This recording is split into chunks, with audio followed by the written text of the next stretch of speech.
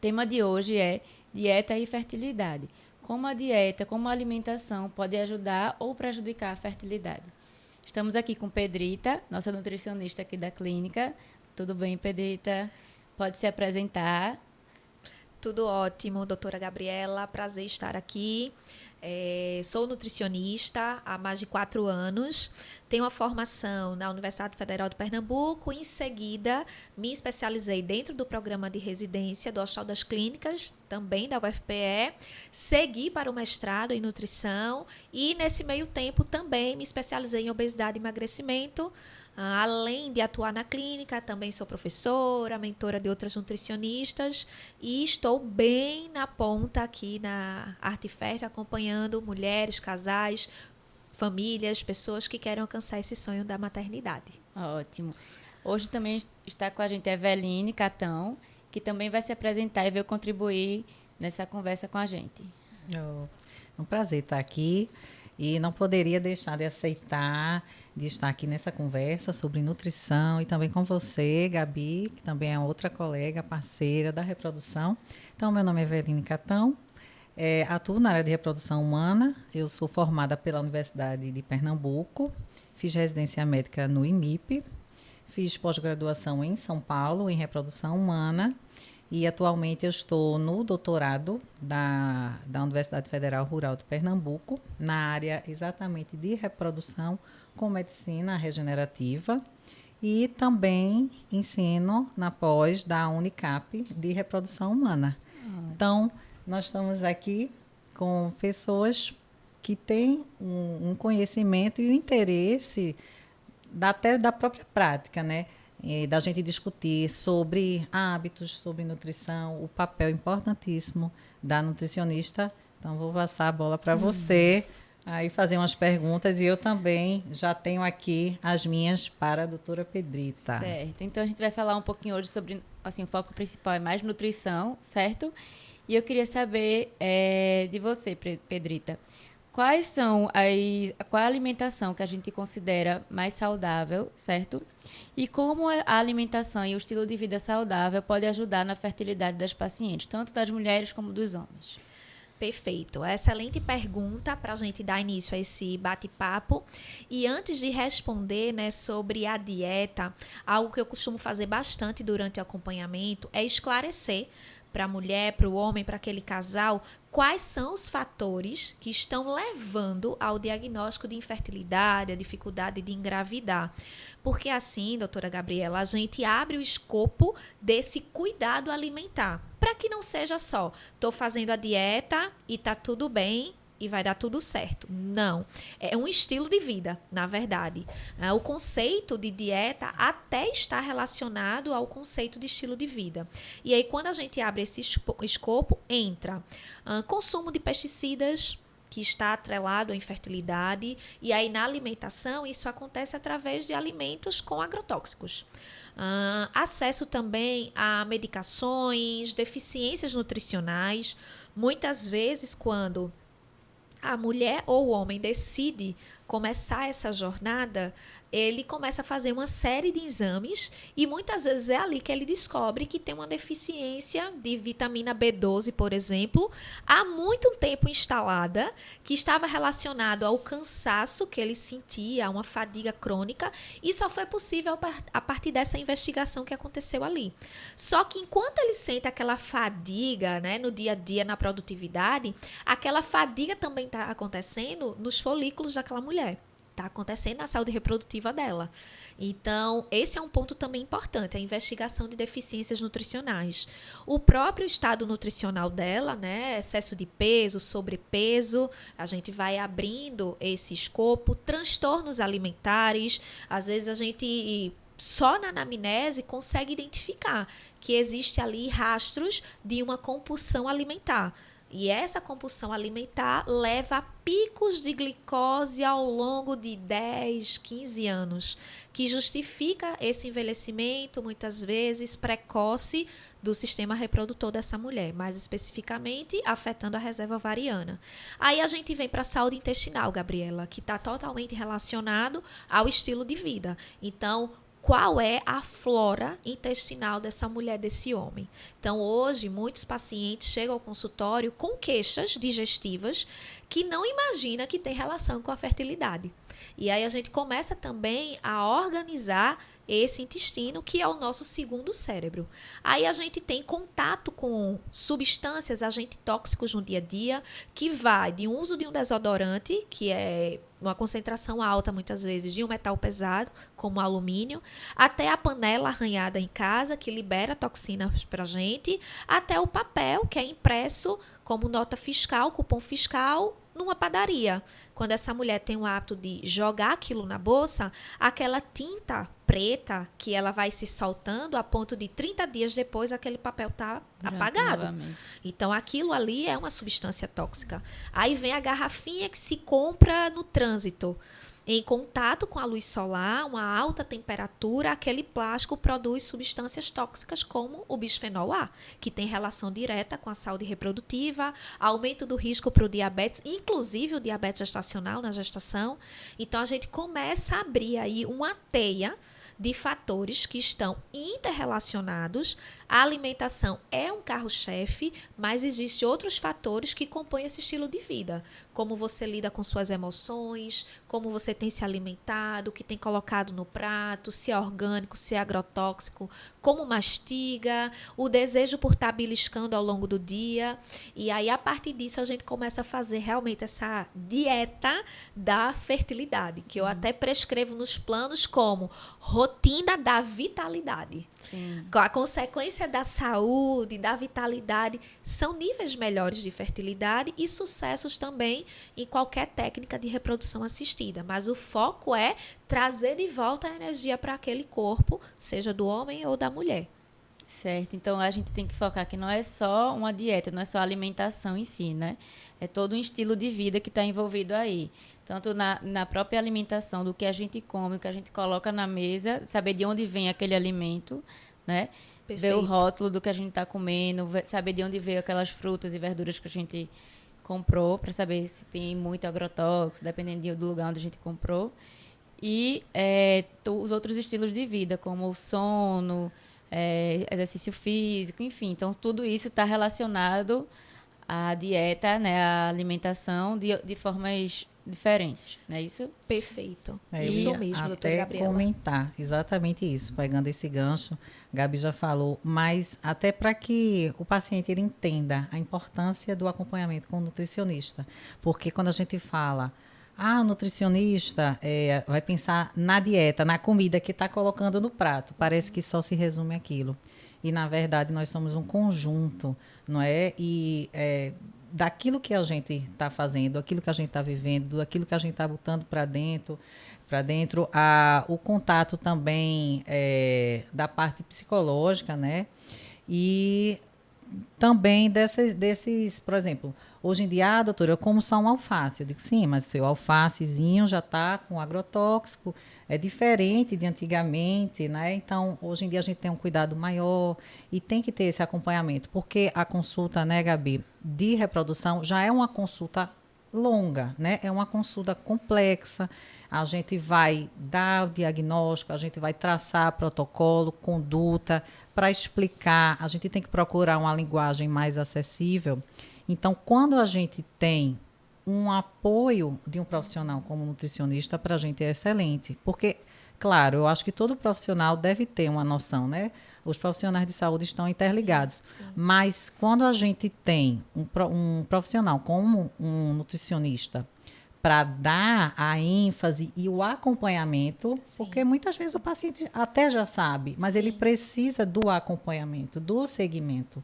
Né? A gente vê claramente os resultados. Resultados para engravidar em casa, muita gente vai, junta com o acompanhamento do nutricionista, regula peso, sono, hidratação, compulsão alimentar, como você falou, qualidade e a variabilidade dos alimentos, e o paciente consegue engravidar. E aquele diagnóstico de não tem fertilidade, não engravido, não descobriu causa. Bem, pode não ter uma causa que não seja revelada necessariamente num exame de imagem, num exame superficial, mas aí você corrige, não é? E a gente sabe a total relação que tem da alimentação e dos hábitos na produção hormonal, na produção dos gametas, né, dos óvulos, dos espermatozoides. Então, você vê que isso reflete com gestação. O nível de gestação aumentada, então ganha todo mundo, né? Facilita muito o nosso trabalho e o principal, que é o foco, que é o paciente, ele aumenta a chance consideravelmente de gestação. Perfeito. Por exemplo, no síndrome do ovário policístico, a gente bate muito com as pacientes isso, não é apenas passar uma medicação para essas pacientes. A alimentação e exercício físico, o estilo de vida dessa paciente vai impactar muito mais na sua saúde e na fertilidade do que uma simples medicação. Muitas pacientes conseguem engravidar depois que perdem peso e começam a se exercitar. Então, como a alimentação influencia, né, na saúde, não só na saúde reprodutiva, mas em outros aspectos metabólicos. Perfeito. Então, assim, é tão importante falar, como você falou, que como é o estilo de vida e a alimentação, às vezes só isso, que é muita coisa, na verdade, consegue ajustar essa fertilidade dessa paciente. Perfeito. E aí, de forma assim, didática, algo que eu explico muito dentro das consultas. Como é, então, que a gente organiza esse estilo de vida? Então, no acompanhamento nutricional, eu falo sempre que a gente trabalha em cima de 3 pilares. O primeiro pilar é a alimentação, é comida, que não deve estar fora de moda, né? A suplementação, ela é incrível. Ela existe, ela precisa existir, mas jamais deve substituir a comida de verdade. O ovo caipira, as raízes que temos de fácil acesso, grãos integrais, né? O arroz, o milho. Então, esse é o primeiro pilar. O segundo é a suplementação, que é muito importante de ser associada à dieta. E a gente tem evidências assim cada vez mais robustas, estudos que facilitam muito o trabalho do nutricionista, do médico, que também vai prescrever muitas vezes quantidades específicas que a gente está vendo que responde bem aquele homem, aquela mulher, de vitaminas e minerais que são específicos para aquela situação. E o terceiro pilar, doutora Gabriela, doutora Eveline, seria então os hábitos de vida. É quando a gente vai monitorar esses outros hábitos que, do ponto de vista de mudança, o que faz uma pessoa não beber água e agora passa a beber, até mesmo não gostar de tomar suplementação e começar a tomar, muitas vezes é começar a dormir melhor. Tem um livro que eu deixo até como sugestão para você que está aqui nos escutando, né, assistindo, que é Hábitos Atômicos.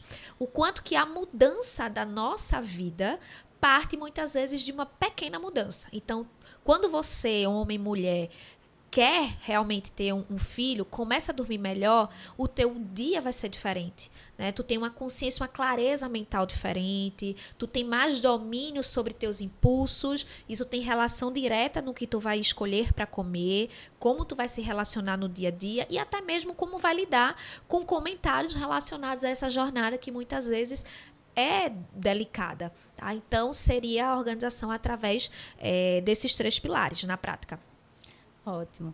E você, assim, quais são os nutrientes que a gente considera mais importantes para essas pacientes que estão tentando engravidar? Que a gente, assim, precisa ficar mais atento nessas pacientes. Perfeito. Aí a gente parte de 2 principais, digamos assim, causas, né? Os pontos de partida.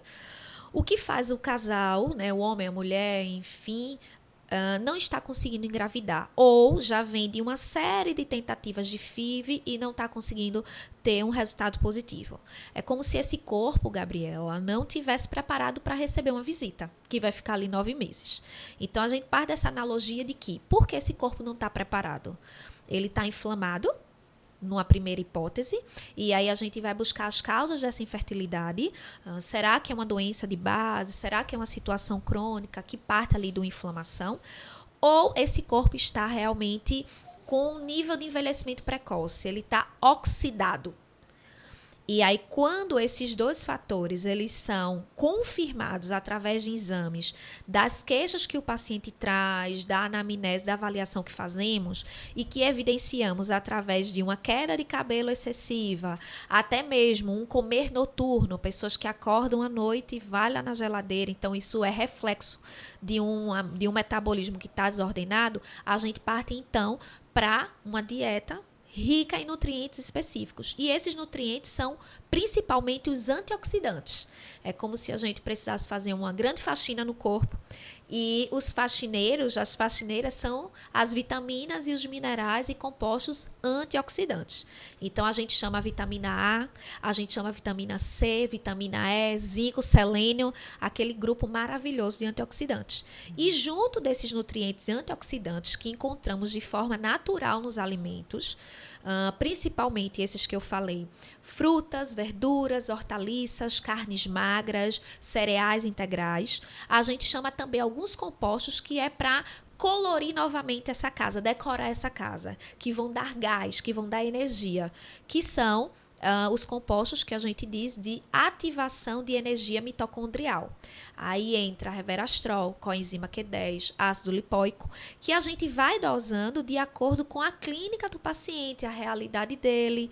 Então, quanto mais indicadores, biomarcadores que o corpo está inflamado, tem um envelhecimento precoce, é uma mulher jovem, mas com a reserva ovariana muito baixa, ou já veio de várias tentativas e por algum motivo não consegue um nível bom de progesterona, tem uma resistência à insulina ali já instalada, essas dosagens desses compostos tendem a ser maior. Quando aquelas pacientes estão tentando agora e vêm para o nutricionista, antes de tudo, a gente vai com dosagens mais médias, avaliando a progressão dela, a evolução dela, e a gente vai fazendo esses ajustes. Algo que é bem importante, Gabriela, monitoramento. A suplementação é muito importante entre mulheres e homens que querem engravidar, mas é importante que haja um monitoramento. Então, acontece às vezes, hoje que vocês devem concordar comigo, que numa consulta geralmente é o profissional de saúde, o paciente e uma terceira pessoa, que é a pessoa Google. Existe ali a rede social participando da consulta hoje em dia. Então, às vezes, as pacientes já chegam suplementando ou fazendo uma dieta que comprou na internet. E eu entendo perfeitamente essa posição, mas é importante entender que toda informação ela precisa ser contextualizada para a realidade daquela pessoa. Tá? Então, isso é bem importante. Bem importante isso que você falou, porque existe uma avaliação personalizada. Muitas chegam já com vários potes. Estou tomando porque eu comprei, porque eu trouxe dos Estados Unidos, porque a minha amiga passou e esse é bom. Está tomando um monte de vitamina, A gente tem que avaliar questão de absorção de cada um, de necessidade, para não ficar nem a falta nem o excesso. E uma coisa também que você falou a respeito do tempo de procura. Então, eu gostaria que você falasse assim um pouco de quando um casal, uma mulher, um homem, eles decidem gerar uma criança, quanto tempo mais ou menos seria ideal para eles prepararem esse corpo, sabendo que especificamente, não é, Gabi, na área da gente, são pacientes que, na grande maioria, eles são inflamados, não estão no peso correto, são pacientes que têm, por exemplo, endometriose, síndrome de ovários policísticos, estão no sobrepeso, são sedentários, são pacientes já que eles têm um envelhecimento já um pouco mais acelerado e também um nível de inflamação alto, É uma coisa até meio crônica da sociedade hoje em dia.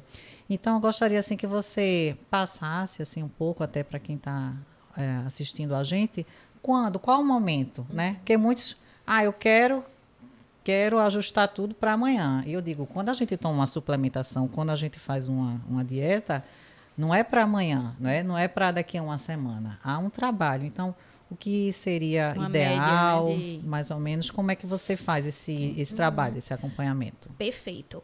Então, independente do tipo de gestação, a gente já tem na literatura que 90 dias antes do casal, homem, mulher, liberar para uma gravidez, já era interessante ele estar corrigindo esses hábitos e também possíveis deficiências nutricionais, que hoje no consultório 95% tem alguma deficiência nutricional.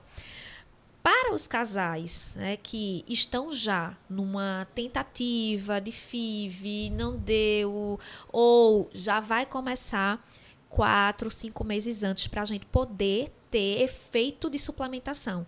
E geralmente os estudos que a gente encontra são com 5, 6 meses fazendo a suplementação daquele nutriente específico. Então é interessante que seja nesse tempo, de 3 a 6 meses antes de realmente começar ali do ponto zero aquela jornada para o corpo realmente estar mais preparado para o evento. Assim, esse período é importante para a gente ficar mais focado, né, nessa alimentação, nesse estilo de vida.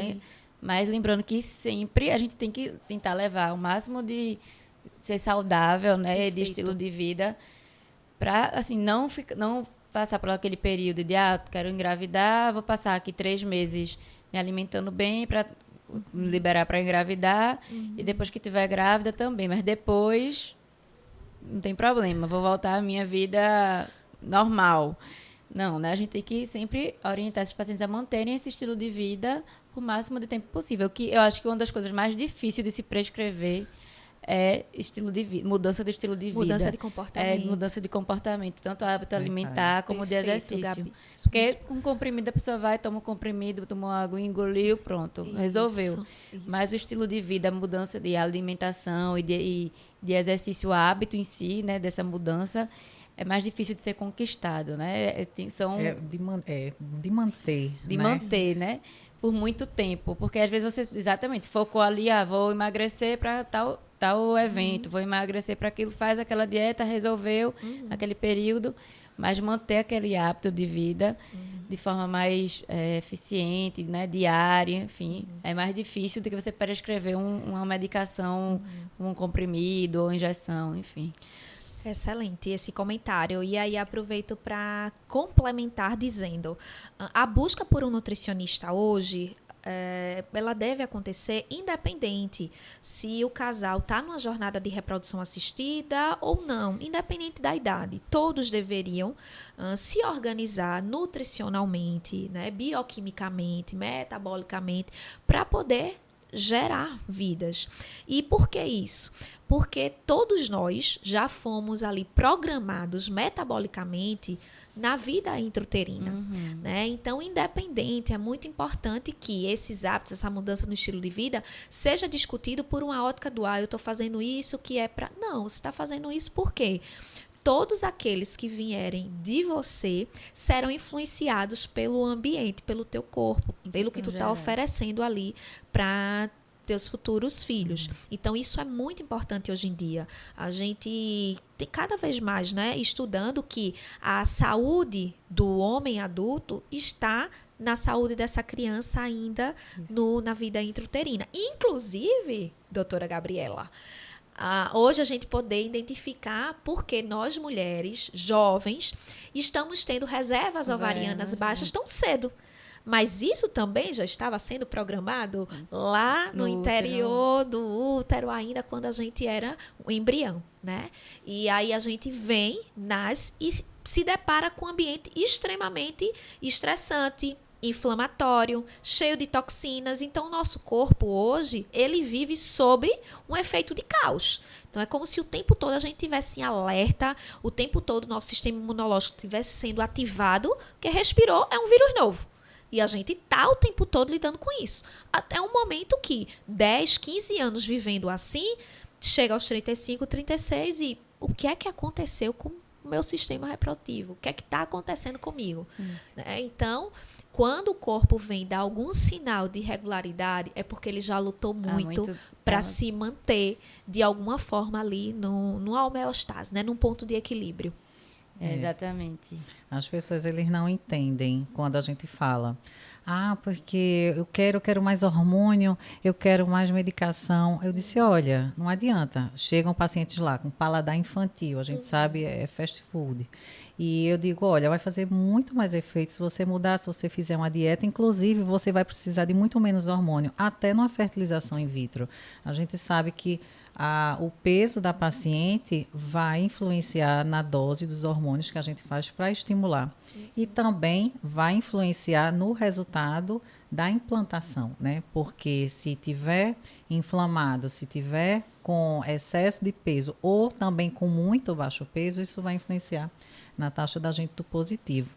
Então, a gente está sendo assim, exaustivo nessa questão da importância, né, do hábito da nutrição, porque realmente não é só chegar, vou lá e vou fazer uma FIV, uma fertilização in vitro, e já vai dar certo, porque eu já vou botar o embrião lá de ótima qualidade. Não, porque tudo é um conjunto. Né, a gente sabe. Mas agora eu vou mudar um pouquinho, vou puxar uma sardinha aqui para o dia a dia do consultório, né? E elas sempre chegam perguntando algumas coisas específicas, né? Eu acho que a campeã, assim, que o pessoal pergunta, né? Pergunta assim, não tirando um pouco suplementação, mas questão da dieta, é a cafeína, é o cafezinho, né? Isso, estava programada para essa pergunta também aqui. Então, fala um pouquinho, assim, do café. Ela pode manter, deve retirar, só quando engravidar, já tira um pouco antes. Questão descafeinado, se tem algum tipo de café que seria mais indicado ou não. Fala um pouco a questão da cafeína. Perfeito. E aí aproveito também para a gente dar seguimento a como é que vai fazer uma mulher como é que a gente vai intervir numa mulher que ama café, ela receber a orientação que não vai poder mais consumir café. Então, o que é que faz dar certo qualquer mudança de comportamento, de hábito? Gente, não queiram mudar hábitos de forma rápida, né? abrupta. Então, a gente tem muito isso consolidado. Então, a gente lida com o ser humano. E para que a mudança ela seja sustentável, a meta ela tem que ser curtinha, tem que ser próxima do real. E a gente vai ajustando isso e você precisa ter recompensa ao mudar esse hábito. Aí a gente entra no café. O que é que a gente tem de literatura, de recomendação? O café, ele precisa, sim, ser restrito para essa mulher que está tentando engravidar e para aquelas que já estão grávidas. E ainda há alguns estudos que sugerem que essa restrição aconteça durante o período de aleitamento. Mas, na prática, como é que isso acontece? O que deve ser restrito, na verdade, não é o café, é a cafeína. Aí vamos lá. Não só o café tem cafeína, né? Então, muitas vezes acontece da mulher, no momento que a gente faz o recordatório, ela tem um consumo ali fixo de uma latinha de Coca-Cola no almoço. Fora isso, ela toma todinho no lanche da tarde. E ela lancha uma vez ou outra na semana um cappuccino. E ela tem uma máquina de café expresso em casa, né? À base de cápsulas. E aí a gente começa a fazer adaptações. Primeiro, se não gosta de café, está buscando engravidar, vai entrar numa jornada de fertilidade, atenção, se não gosta, não é agora que você vai aderir a esse hábito. Segundo cenário, Pedrita, eu gosto, mas é uma vez ou outra. Então, vamos quantificar essa vez ou outra. E qual vai ser esse tipo de café? Eu não costumo dar a orientação de trocar pelo descafeinado. Por quê? Também contém café, né? O descafeinado. Tem algumas frações, né? Em alguns, doutora Gabriela. E um outro ponto. O café descafeinado que chega pra gente, ele passou por mais processos químicos, industriais. Então, é como a Coca. Tira açúcar, mas bota outras substâncias. A mesma coisa do café descafeinado. Então, tirou a cafeína, mas teve que colocar ali mais alguns aditivos para ele se parecer com o café original. Para essa mulher, para esse homem que está tentando engravidar, não é interessante colocar mais aditivos. A gente está fazendo justamente o trabalho contrário, que é tornar essa alimentação mais limpa. Então, usa a cafeína normal, mas numa quantidade de que não ultrapasse 1 xícara no dia, 1,5 xícaras no máximo. E esse café que não seja o café de cápsula. Por mais quê? concentrado, né? Mais concentrado, tanto ele quanto o expresso. E aquele plástico em contato com alta temperatura, ele produz bisfenol A. Então, estar estimulando isso não é interessante. Aí a gente vai para o café o quê? Um café orgânico, que seja realmente de um grão melhor, que seja moído, utilizado em casa coado, mais diluído, para que a gente possa não zerar totalmente para quem gosta muito, mas não tomar numa quantidade que a literatura já mostrou para a gente que não é interessante. Recentemente, até teve um caso no consultório que a paciente chegou e ela comentou que teve um aborto espontâneo. E acho que ela tem por volta de 36 anos, não esperava isso, estava fazendo uso de progesterona, e aí a gente começou na consulta a discutir, abrir um leque ali de hipóteses que poderia ter levado a isso. E aí uma das hipóteses ali que eu levantei com ela foi um consumo desenfreado de café. Então, ela era praticante de atividade física, tomava uma cafeína manipulada, além do café em doses elevadas. E aí a gente tem na literatura essa relação da cafeína, né? Com baixo peso ao nascer, com restrição do crescimento, com abortos espontâneos. Então, essa dosagem realmente tem que ser baixa. E muitas vezes a mulher diz, não, eu consigo ficar sem o café, mas aí eu preciso tomar um chá preto. Tem cafeína. Até alguns chás pretos têm mais cafeína do que o próprio café. Né? Então, esse tipo de café é importante e essa dosagem. E mais ainda, a gente poder identificar o que está por trás desse consumo café, excessivo, né? De café, para ficar no sistema de alerta. Sistema de alerta é ou luta, ou foge, ou enfrenta. Então, se você está tomando café para ficar acordado, quanto menos você dorme, mais você inflama o seu corpo. Quanto mais inflama, mais vai ter necessidade de tomar café. E, de repente, o que era para ser algo bom, saudável, passou a ser algo excedente e que vai estar entrando naquela rota de substâncias pró-inflamatórias. Tentar ajustar, né, esses hábitos, porque às vezes o café é um hábito, né? Às vezes você não está nem com vontade. É só porque estou aqui conversando com o pessoal, tomar um cafezinho. Não estou aqui fazendo nada, uma pausinha aqui do trabalho, vou tomar um cafezinho. É mais, às vezes, pelo hábito do que pela vontade em si de tomar café. Isso. Né? A gente pode substituir um pouco pela água, então. Aproveitar para beber água em vez de tomar café. É o ato de você estar ali tomando alguma coisa. Virando, né? Ali, falando alguma coisa, né? Se for no trabalho, aí a gente bebe uma água. O que é que eu sugiro muito para aquelas que topam, né? E aí é isso. A mudança de comportamento precisa ser muito acordada, não é algo impositivo. Eu gosto da coisa quentinha, eu gosto da coisa morna, Pedrita. Que tal um chá? Vamos ver um chá que possa ser substituído, você tem ele na bolsa, e aí compra um equipamento específico, uma garrafinha, que possa esquentar uma água, colocar, tomar ao longo do dia. E aí, quiçá, esse chá pode ser com compostos, né, anti-inflamatórios, né, um chá à base de cúrcuma, gengibre, canela. Topo, ok. E aí, quem sabe, pode ser uma transição para diminuir esse uso do café.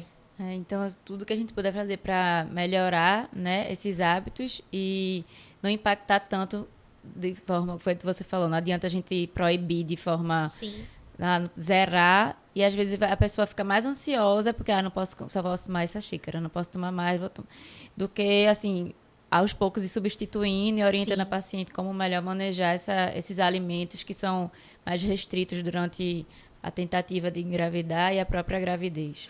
Perfeito, esse é o caminho. Inclusive, a maioria pergunta, eu não vou poder nunca mais comer pizza até engravidar? Hambúrguer? Mac? E aí pode. Não existe nunca mais. Calma, não é assim. Mas, assim, a gente trabalha em cima, a doutora Gabriela, da consciência alimentar. Então, elas precisam entender o que é regra e o que é exceção, como todo indivíduo, né? É regra comer bem, o almoço, café da manhã durante a semana. E é uma exceção, uma carne processada no final de semana.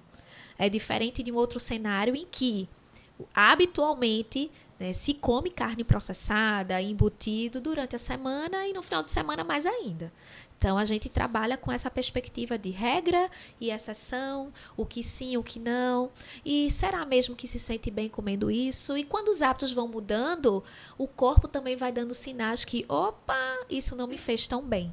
E aí é interessante, né, viver essa jornada do estou me sentindo bem, né, estou aprendendo a comer e entender os sinais que o meu corpo dá. Isso. E em relação às dietas agora, vamos dar um exemplo da dieta da anti-inflamatória, que hoje em dia está muito comentada, muito alta. Falar um pouquinho sobre a dieta anti-inflamatória e o que ela pode ajudar a gente, né? Em que casos ela pode ajudar a gente. Perfeito. E aí, quando a gente fala da dieta anti-inflamatória, a gente está falando de uma característica de uma dieta. Então, assim, conceitualmente, no mundo, a gente tem algumas dietas que são padrões de dieta. E entre as dietas anti-inflamatórias, dentro delas estaria a dieta do Mediterrâneo. Eu ia perguntar sobre ela. Dieta do Mediterrâneo. Amo dieta do Mediterrâneo, vocês também, acredito que amam dieta do Mediterrâneo. Eu vou explicar um pouquinho dela. A gente tem a dieta Plant-Based, que é uma dieta baseada em plantas. A gente tem a dieta DASH, que é uma dieta para controle de pressão arterial. A gente tem dietas de baixa carga glicêmica, que é muito indicado para pacientes que têm resistência à insulina ou mesmo, né, já a SOP instalada. Então, todas essas são dietas anti-inflamatórias, né? O que é que elas têm em comum? Um baixo consumo de carnes processadas e um consumo mais frequente de frutos do mar, peixes, que aqui no Brasil, né, que é uma dieta mais ocidental, a gente tem menos esse hábito.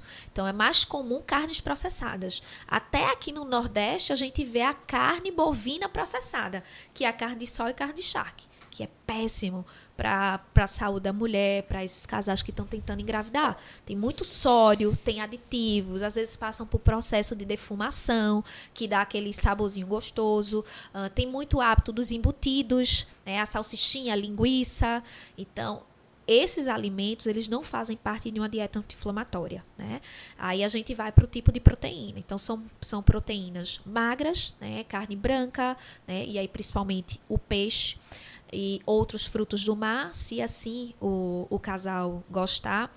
A gente vai para o consumo de cereais integrais, então a gente vai consumir aí aveia, a gente vai consumir um arroz com mais grãos, um arroz mais integral, ou tornar o arroz parbolizado simples com mais vegetais para aumentar a quantidade de fibras, né, desse arroz. O uso de castanhas e sementes que vão estar dando para essa mulher antioxidantes, aqueles nutrientes que a gente falou lá no começo do bate-papo, que ajudarão nessa limpeza, nesse retardo do envelhecimento, na renovação das células, na energia que esse corpo vai ter, na resposta da medicação que ela vai estar recebendo para estimulação ovariana.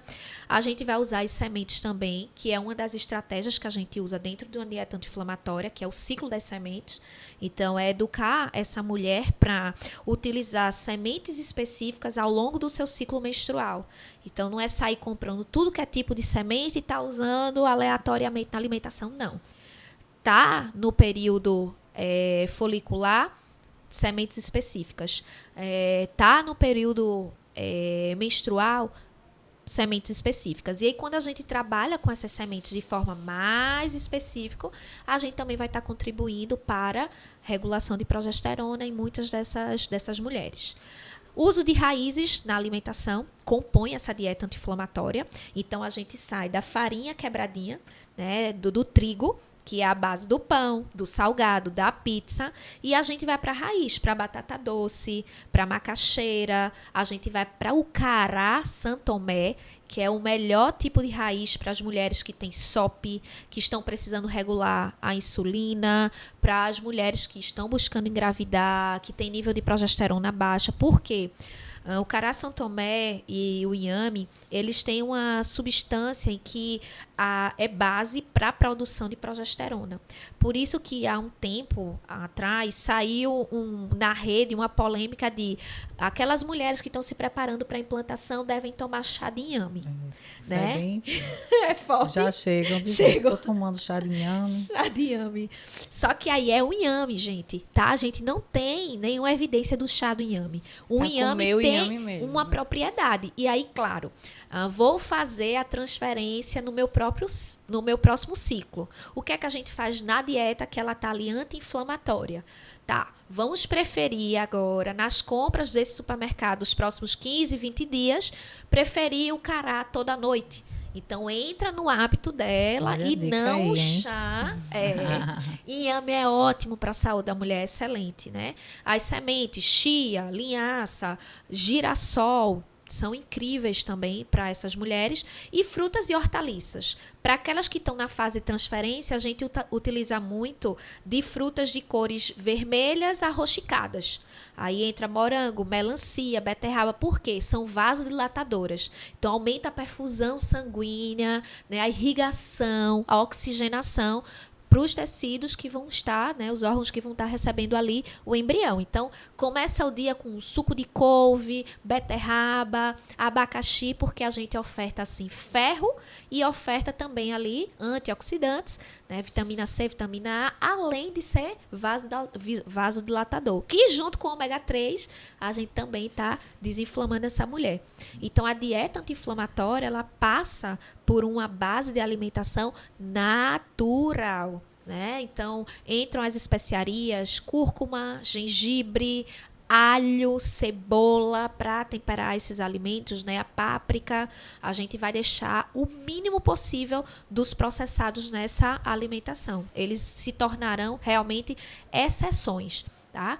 E no caso do vinho, que faz parte da dieta do Mediterrâneo, que adoramos, né? Um vinho, uma carne branca, um peixe, uma massa fresca. Não está proibido a mulher consumir uma massa fresca, uma pasta, mas isso está dentro de uma rotina realmente mais saudável. Só em relação a esse vinho é que, por conter álcool, a gente também vai orientar reduzir esse consumo, porque álcool é droga. Né? Só que é uma droga aqui no Brasil lícita, mas é droga. O corpo trabalha um bocado para quebrar, metabolizar ali o etanol, né? O álcool. Então, a gente não indica.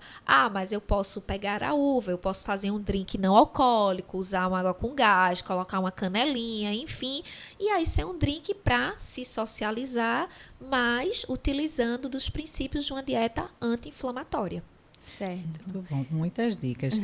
Eu vou até pegar também, você falou sobre consumo de vários alimentos e a questão do ômega 3 é uma dificuldade que a gente tem um pouco da ingesta. O paciente ele reclama. Então, assim, tem gente que acha muito intolerante.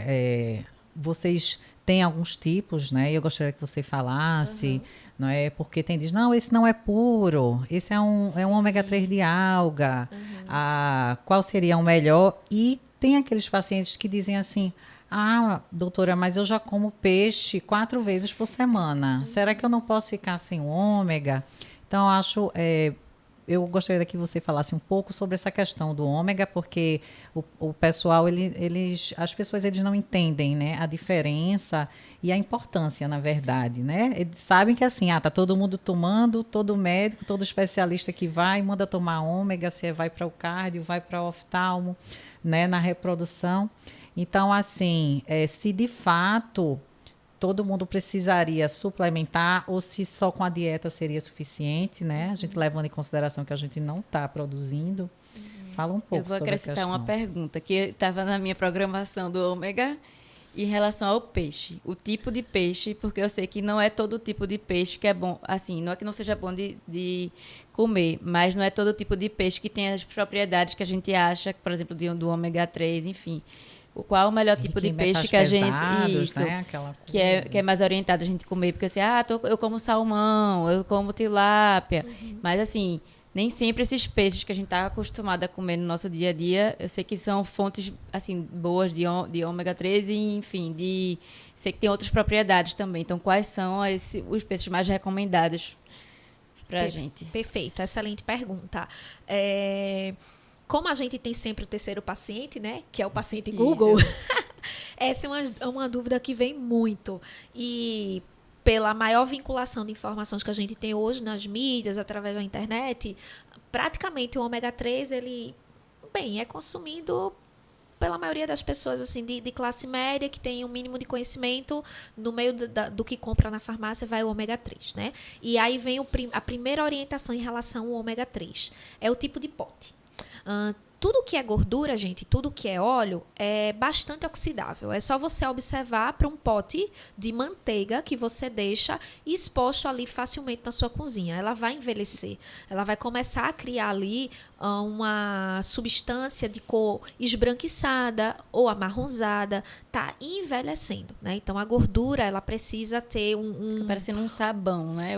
A manteiga, quando você deixa fora. O gosto, né, doutora Gabriela? Exato. Então, a gente precisa ter um recipiente adequado para armazenar tudo que é a base de gordura. Tudo que é a base de gordura. Vale para abacate, vale para o azeite, porque é por isso que ele vem no vidro ou numa lata revestida. Então, esse é o primeiro ponto. Se você for comprar ômega 3 hoje na farmácia, esse pote ele não pode ser transparente. Esse pote ele precisa ser protegido da luz solar. Senão você não está tomando ômega 3. E está tomando ali uma cápsula já com toxinas. Tá? Oxidada. Então, esse é o primeiro ponto. Segundo, é o tipo do ômega 3. A gente tem o ômega 3 hoje encontrado facilmente nas farmácias do tipo EPA e DHA, né? São os principais tipos de ômega 3. Para gestante, a maior concentração de ômega 3 precisa ser DHA. Para essas mulheres que estão com colesterol alterado, triglicerídeo alto, com excesso de peso, mais inflamadas, o tipo que precisa ser priorizado na suplementação é o tipo EPA. Então, esse é um ponto importante de ser considerado. E a quantidade, ela vai variar de 500 miligramas a 1,5 grama. Essa dosagem, ela precisa ser somada junto com o que o indivíduo está comendo na alimentação, para que ele fique ali dentro de uma faixa segura. E levando em consideração o que a gente colocou lá no início. Quanto mais inflamado, mais necessidade de desinflamar por rotas menos agressivas. Tá? Então, esse seria um ponto importante. É preciso todo mundo suplementar? É raro não precisar. E aí vale também para você que está nos assistindo, tem 25 anos e não está pensando em engravidar agora, mas gosta desse tipo de conteúdo. Suplemente ômega 3. Saúde da mulher, para a saúde da mulher é bom, para a saúde do homem também é bom. E essa suplementação, ela pode ser feita a cada 3 meses e aí você deixa o seu corpo sem 2 meses, depois volta novamente a tomar. Para as mulheres que estão tentando engravidar, essa suplementação ela também pode ser fracionada ao longo do dia. Então, tem estudos que mostram que a resposta é melhor quando a gente fragmenta a suplementação. Então, tome ômega 3 no café da manhã e no jantar, ou almoço e jantar, em vez de tudo junto. Pedrita, por que todo mundo precisa suplementar? Porque a dieta, aqui no Brasil, a gente vive no lado do globo, né? Ocidentalizado. Então, a alimentação, por si só, ela já é pró-inflamatória. A alimentação do Oriente é uma alimentação do tipo anti-inflamatória. Então, a gente traz muito do que existe lá para neutralizar o que existe aqui. Então, aqui, o ômega que a gente consome é o ômega 6 e ômega 9. É o ômega que vai estar na castanha, é o ômega que vai estar em peixes diversos, ômega 6 e ômega 9. Esses ômegas são pró-inflamatórios. E aí o ômega 3 é anti-inflamatório. E onde é que ele vai estar e por que a gente precisa suplementar? Porque os alimentos que mais contêm ômega 3 não são comumente consumidos pela população, principalmente aqui no Nordeste. Que alimentos são esses? Semente de chia e linhaça, a gente vai ter concentrações de ômega 3, mas para alcançar a necessidade a gente precisaria consumir muita chia, muita linhaça, e não é a farinha, a semente de linhaça, é a farinha. Então, a gente orienta a paciente a comprar a semente e em casa triturar para liberar a farinha, que seria onde tem o ômega 3. Então, imagine todo esse tipo de detalhe. E dos peixes, a gente vai ter no atum, arenque, salmão, sardinha, bacalhau, que para algumas pessoas não é muito acessível estar consumindo isso com frequência. Quando sim, o que é que a gente faz? Continue consumindo e a gente dá um desconto da suplementação. A dose da suplementação passa a ser menor, porque raramente a gente consegue bater só com alimentação. E para aqueles pacientes que não consomem de jeito nenhum, a gente tenta estimular com peixes desse grupo, doutora Gabriela, que pode ser incluído ali. Nem que seja uma sardinha que vire um patê para comer com um sanduíche natural, como um lanche da tarde. É uma forma da gente aumentar a proteína da dieta junto com a gordura boa, né, que vem aí do peixe. Pedrita, aí merluza, cioba, pescada amarela, tilápia, corvina, que são peixes bem comuns, principalmente aqui no estado de Pernambuco, né? Aqui, né? Não tem ômega 3. Para ter ômega 3, gente, esse peixe precisa ser de águas profundas, porque o ômega 3 é um tipo de gordura produzido a partir da alimentação desses peixes de águas profundas, né, a partir do consumo de algas. Então, produz esse ômega 3. Isso quer dizer que se aquele salmão é criado em cativeiro e não consumiu a plantinha lá do fundo do mar, do oceano, ele não produz ômega 3. Então, acontece, Gabriela, do salmão que essa paciente está consumindo 2 vezes na semana, como rotina, cardápio da família. Terça e quinta é peixe na família, e geralmente é salmão. Dependendo da origem desse peixe, ele não tem ômega 3. E aí, tudo isso a gente precisa investigar para poder dizer, não precisa suplementar. Por isso que, na maioria das vezes, a suplementação é indicada. O que é que a gente precisa ter de cuidado na hora de orientar isso e estimular vocês para o consumo? Em relação ao ômega 3, né? Se vai ter o selo ali de 100 metais pesados, porque já que esses peixes que dão pra gente o ômega 3 vêm do fundo do oceano, lá embaixo também está super contaminado, inclusive por plásticos, poluição ambiental ligado diretamente com a alimentação. Então, a gente precisa se certificar que se realmente aquela marca que a gente está indicando para o paciente é limpa, é livre de metais pesados. E para a população que vai consumir o peixe, o que é que a gente não vai indicar? Carnes mais pesadas, né, de peixes mais pesados, desculpa, como, por exemplo, tubarão, turta, mas esses não são tão comuns aqui no Brasil de serem consumidos. Então, não é uma preocupação para a gente hoje o tipo de peixe que essa população está consumindo em relação a metais pesados. Porque ele já está no fim da cadeia alimentar, né? Então, ele já pegou todo esse... Já limpou o oceano todinho. Exatamente. Excelente aula, viu, sobre ômega 3. Eu acho que todo mundo está assistindo agora, está decepcionado com o seu peixinho que está comendo em casa. Descobriu que não tem esse ômega 3 que achava.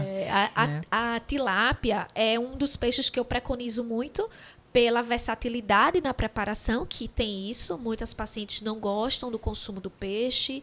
E aí vamos começar pelo que dá para combinar com a batata, ser mais acessível. Só que a tilápia não tem, né? Não tem ômega 3. Pelo contrário, a gente compra tilápia aqui no estado vindo lá de aldeia, né? Uma produção totalmente controlada, então não tem ômega 3. Só que é muito saudável, porque assim não tem aditivo, a produção é controlada, é um peixe de fácil digestão, proteína de alta qualidade. Então, tem outros benefícios, mas o ômega 3 não. Agora, a sardinha, gente, a sardinha é minha amiga nos cardápios, porque quando a gestante ou esse casal que está se preparando para engravidar gosta, eu sempre prescrevo. Um patezinho de sardinha no lanche ou no cuscuz é excelente. Aí vale salientar. Pode o de latinha? Pode, gente. Pode o de latinha. Agora, que seja a salmoura à base de óleo, porque o óleo, ele quela, ele rouba, sequestra o que tiver de de tóxico ali no peixe. E aí despreza aquele óleo e faz o preparado com a sardinha. Ninguém vai ficar intoxicado de metal pesado com essa sardinha. Por conta da sardinha, não. Tá liberado sardinha, sim. E aí dá para combinar com a saladinha e enfim. E aí o outro ponto, último que vocês colocaram da pergunta em relação a... Não gosto do ômega 3. Quem já tomou ômega 3 sabe o que eu estou dizendo, que gera muitas vezes um refluxo ali daquele gosto, né? Então a gente pode manipular em cápsulas normais, que geralmente é o que mais a gente utiliza, forma líquida ou algumas gominhas que são mais palatáveis para alguns. Quem não gosta, assim, não gosta de jeito nenhum, a gente tenta fracionar mais, mas a gente trabalha muito em vamos tentar, é realmente uma fase, enfim, porque de fato é necessário e de alguma forma tem um resíduo. Algumas marcas têm chegado para a gente com mais tecnologia, deixando esse resíduo mais baixo. E aí o nutricionista está sempre de olho no que está surgindo no mercado para ver se encontra uma formulação melhor, tá? Mas seriam essas 3 principais formas de chegar ali na mesa do consumidor, a suplementação. Olha aí, e a sardinha é bem acessível, Sardinha, né? sensacional. Melhor do que o atum. Ótimo. Então, pessoal, eu queria saber se vocês têm mais alguma coisa a acrescentar, que a gente está encerrando o episódio agora. Se vocês têm mais alguma consideração a fazer, certo? Podem falar. Eu até tenho, tá? Diga. Só rapidamente, eu sei que a gente já conversou um bocado, que você já deu aqui uma excelente aula, explanação de uma forma super inteligente, didática, atual, acessível, tá? E gostei muito de ouvir tudo isso, mas eu queria falar de um último item que é, assim, cada vez mais prevalente. Eu tenho observado isso nas minhas consultas, quando a gente vai dosar ferro, ferritina, é a anemia, né? E eu tenho até, assim, eu sei que a gente termina passando a bola para vocês, não é? Tem pacientes que são veganas, vegetarianas e pacientes que realmente se alimentam de todos os tipos, não é? Como é que a gente poderia, assim, o que a gente poderia recomendar, orientar para essas pacientes de alimentação que fosse mais rico em ferro, o que é que comer junto, o que é que não comer? Me diz um pouco sobre a anemia. Perfeito. E já quero deixar a sugestão, doutora Gabriela, para outro tema do Papo Fértil, outro episódio, só para a gente falar de deficiências nutricionais, o quanto que está afetando sucesso nos tratamentos na reprodução assistida. É bem interessante, doutora Eveline, sua colocação, e fico muito feliz da senhora estar trazendo esse ponto, porque a investigação dessas deficiências nutricionais não para no hemograma. A gente precisa solicitar ferritina, saturação de transferrina, porque muitas vezes a hemoglobina só está revelando ali a pontinha do iceberg. Tá? É como se você olhasse bem rápido a casa e ela parecesse estar bem, mas não está. Então, a gente precisa aprofundar essa investigação. A ferritina, gente, é a proteína que estoca ferro. Então, quando ela está baixa, já liga o alerta nosso de, opa, daqui a pouco ela vai estar no nível mais relevante de anemia. Então, a gente precisa tratar, antes da anemia instalada, a deficiência de ferro. E aí, qual seria o ponto de corte para vocês que têm os exames em casa agora? Correr e olhar seu último exame de sangue. Ferritina, para quem quer engravidar, acima de 70, não menos que isso. Para aqueles casais, aí vale homens e mulheres, que estão com a ferritina acima de 170, o excesso também não é interessante. Então, ferritina alto, junto com outros indicadores, mostra que o seu corpo está inflamado, né? É um indicador ali sensível para algum nível de inflamação. O que fazer nesses casos? Quando a gente está no nível de ferritina em torno de 17, 20, 22, que é bem comum, né? Bem comum, a gente já começa um trabalho com alimentação e com a suplementação. Se essa suplementação junto com a alimentação em 40, 45 dias não dá nenhuma melhoradinha ali de um ponto, talvez precise ir para uma suplementação venosa, a depender do tempo que essa pessoa tem pela frente. Mas também abre ponto para o nutricionista pensar, será que outros indicadores estão baixos? Porque para o ferro ser absorvido, ele precisa de níveis adequados de zinco e cobre. porque a proteína que carrega os três é uma enzima trivalente, na verdade. Então, se esses dois indicadores tiverem baixos, o ferro não vai ser absorvido. Se você tem desbiose intestinal, alteração na tua microbiota intestinal, não só o ferro não está sendo absorvido, como vários outros nutrientes. Então, vai suplementar, como já vi no consultório, 500 miligramas de ferro, 1 grama de ferro, e não vai surtir efeito, porque a base da absorção precisa ser corrigida. E aí esse é um ponto da suplementação. E na alimentação a gente vai colocar alimentos fontes de ferro, que não é beterraba, hein, gente? Não é suco de beterraba. Suco de couve, vegetais verdes escuros, junto com uma fruta cítrica, rica em vitamina C, porque vai transformar o ferro que tem ali nos vegetais verdes escuros no tipo de ferro de boa absorção. E dos feijões, o feijão preto, ele tem um pouco mais de ferro do que os outros, mas os outros também vão ter, desde que você consuma esse feijão preto também, com um limãozinho espremido, uma laranjinha crava ali junto do almoço, rodela de abacaxi, kiwi ou um suco de maracujá, são ótimas opções aí. E a gente também vai fazer uso de carnes vermelhas para aquelas que naquele momento podem consumir as carnes vermelhas. Porque se tiverem num tratamento de endometriose, a gente já tem uma opção a menos para não utilizar nos cardápios. Então, passa a depender mais da suplementação. Pedrita, e as vísceras? Esse também é um consumo indicado.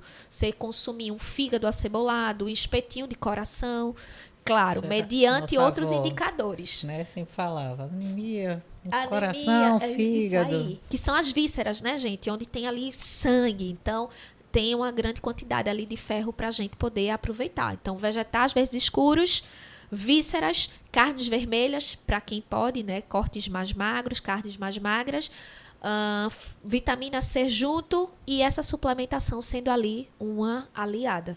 Tá? Então, seria a conduta aí para a gente, para quem está com essa ferritina baixa ou outros indicadores que precisa melhorar o aporte de ferro. Pronto, eu queria agradecer a vocês a participação. Vamos marcar o episódio de deficiências nutricionais. Perfeito. Para as pacientes ficarem mais informadas, né, sobre essas deficiências e o quanto elas impactam na fertilidade e na saúde em geral. Perfeito. Queria que vocês dissessem as redes sociais de vocês para a gente colocar aqui no podcast, certo?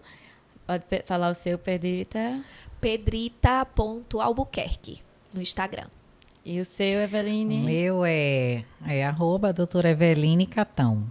Ótimo. Queria agradecer mais uma vez a presença de vocês. Foi uma conversa muito enriquecedora. E a gente se encontra por aí nos próximos episódios, tá certo? Façam comentários, tirem dúvidas do que vocês gostariam que a gente trouxesse aqui nos próximos episódios.